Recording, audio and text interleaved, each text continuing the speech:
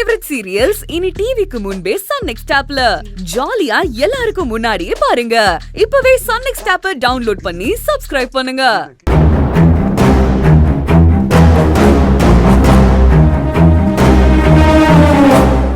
மா, உன் புருஷன் எகத்தாளமா பேசிட்டு இருக்காரு. என்னான்னு கேட்டுருவா. இருடா, அவசரப்படாத. சொத்து திரும்ப கிடைச்சிடுச்சுன்னு சொல்லிட்டு இருக்காரே தவிர உனக்கும் ரம்யாவுக்கும் கல்யாணம் பண்ணி வைக்க மாட்டேன்னு ஒன்னு அவர் சொல்லலையே. எதையும் கண்டுக்காத, அப்புறமா பாத்துக்கலாம், விடு விடு.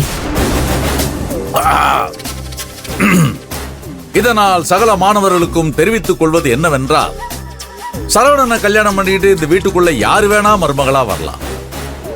ஆனா அந்த ரம்யா மட்டும் வரக்கூடாது.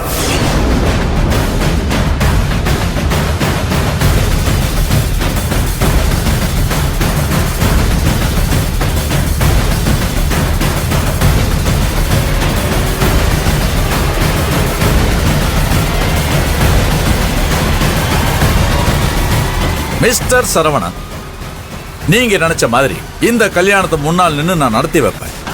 ஆனா நீங்க ஆசைப்பட்ட மாதிரி இந்த கல்யாணம் நடக்க போறது அந்த கமிஷனர் ரம்யா கூட கிடையாது.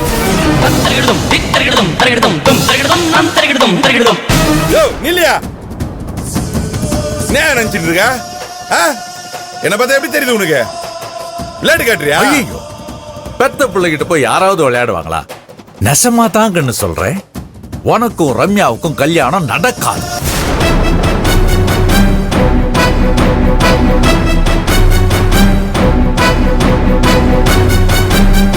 ரம்யாக்கும் உனக்கும் கல்யாணம் நடக்கும்.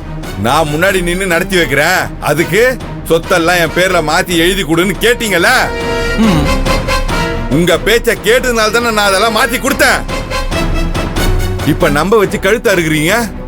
ஆமா கண்ணு, நம்ப வச்சுதான் கழுத்தறேன். இந்த விஷயத்துல நீதானே எனக்கு குரு. அப்பனுக்கு பாடம் சொன்ன சுப்பையா மாதிரி எனக்கு கத்து கொடுத்ததே நீதானே கண்ணு. நம்பிக்கை துரோகம்னா என்னன்னு சொல்லி கொடுத்ததே நீதானே கண்ணு.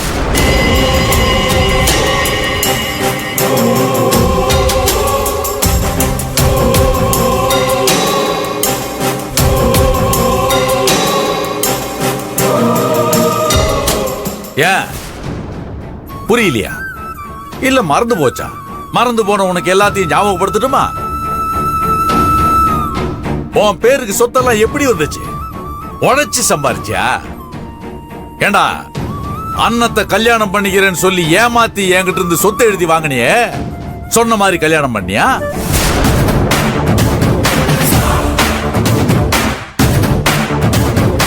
மணமேடை வரைக்கும் வந்து ஒரு பொண்ணோட கல்யாணம் நின்னு போனா அந்த பொண்ணோட மனசு எவ்வளவு சங்கடப்படும், அந்த பொண்ணோட வாழ்க்கை என்ன ஆகும்னு யோசிச்சு பாத்தியாடா?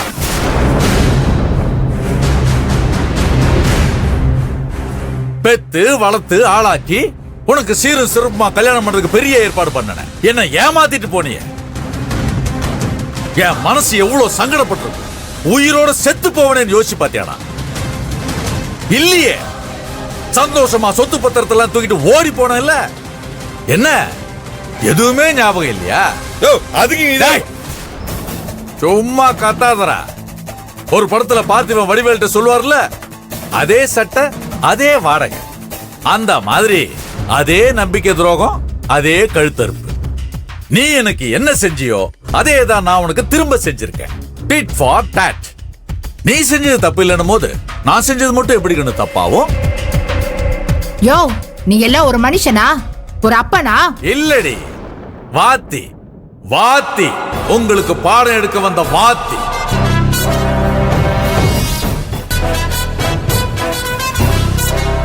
யோ, என் மகன் அப்பவே சொன்னான், இந்த ஆளை நம்பாத, கையெழுத்த வாங்கிட்டு ஏமாத்திடுவான்னு.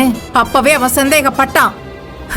நான் தான் அவர் சொல்ல தட்ட மாட்டாரு, சொன்னதை செஞ்சிடுவாருன்னு சொல்லி சொத்தை மாத்தி எழுதி வைக்க சொன்னேன். இவனை சம்மதிக்க வச்சதே நான் தான். என்னை இப்படி முட்டாளாக்கி என் மகனோட முதுகுல குத்திட்டல்ல? ஆமாடி, முதுகுல தான் குத்துன. ஏன் உன் பையன் என்ன நெஞ்சில குத்துனானே, அப்ப உனக்கு இனிச்சதா? சந்தோஷமா இருந்ததா?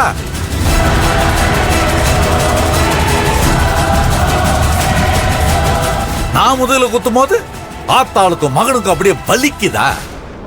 என்னடி நினைச்சிட்டு இருக்கிறீங்க? கெட்டவங்க எல்லாம் புத்திசாலிங்க, நல்லவங்க எல்லாம் முட்டாளுன்னா. ஆமாடி, முட்டாளுன்னு நினைச்சதுனால தானே திட்டம் போட்டு எல்லா வேலையும் பண்ணீங்க. கடைசியில திருந்திட்டே வந்து நீங்க மன்னிப்பு கேட்பீங்க. உடனே மன்னிக்கிறதுக்கு நான் என்ன முட்டாளா? உடனே செஞ்சு கொடுக்க நான் என்ன முட்டாளா?